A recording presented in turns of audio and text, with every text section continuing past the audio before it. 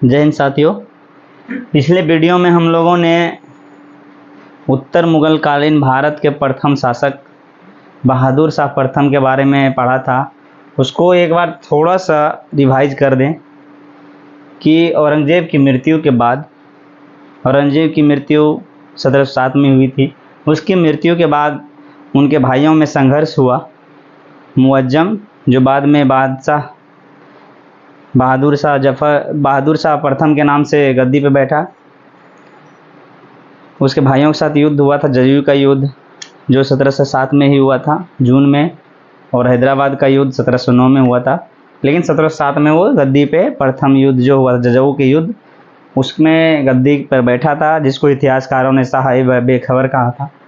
आज के वीडियो में हम लोगों ने उसके बाद का जो शासक हुआ उसके बारे में हम लोग पढ़ेंगे। तो बहादुर शाह की मृत्यु 27 फरवरी 1712 ईस्वी में बंदा बहादुर, जो एक सिख सैनिक थे, उसके विरुद्ध अभियान में हो गई थी। तो उसकी मृत्यु के बाद बहादुर शाह प्रथम, इसका नाम मुअज्जम था। मुअज्जम बहादुर शाह प्रथम, इसके 4 पुत्र थे।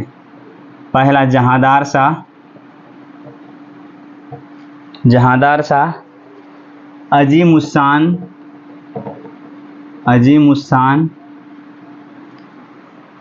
बहादुर शाह के 4 पुत्र थे, एक जहांदार शाह, अजीम उस्सान, रफ़ी उस्सान और चौथा था जहान शाह। जब इसकी मृत्यु हो गई 1712 में, तो उसके बाद इसमें आपस में उत्तराधिकार का युद्ध शुरू हो गया। तो ये उस समय मुगल दरबार में गुटबंदी हो गया था। तो 3 गुट बन गए थे। पहला बन गया था ईरानी गुट, दूसरा बन गया था हिंदुस्तानी गुट और तीसरा था तुरानी गुट। इस गुट का नेतृत्व करते थे जुल्फ़िकार खान। इसका सैयद बंधु। इसमें 2 भाई थे, ये हुसैन अली और अब्दुल्ला खान।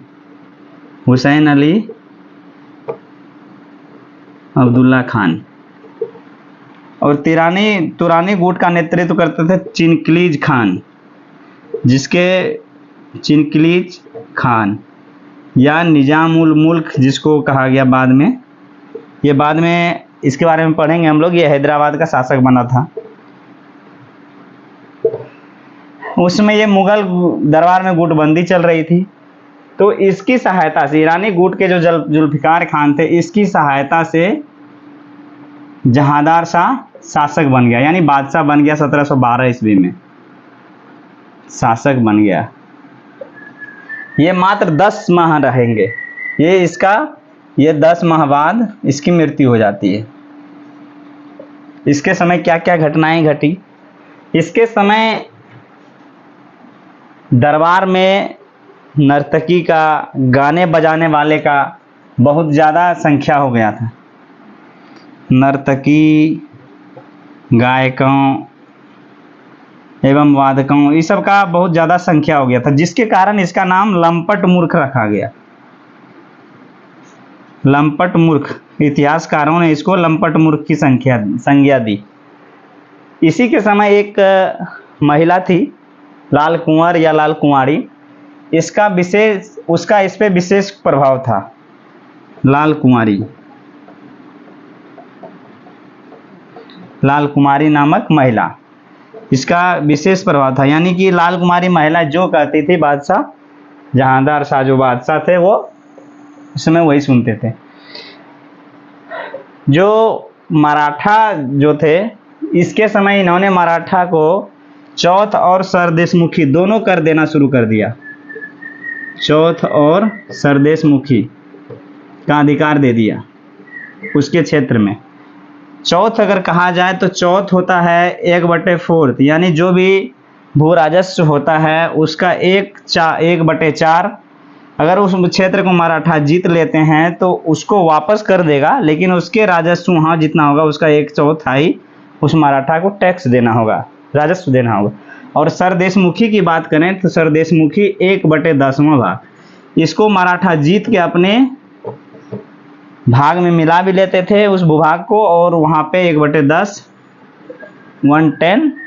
1/10 टैक्स लेते थे। तो ये मात्र 10 महीना शासक रहा। इसकी मृत्यु, इसका अगर शासनकाल की बात की जाए 1712 से 13 तक कह सकते हैं, लेकिन ये 10 माह के शासक काल में ही इसकी मृत्यु हो गई।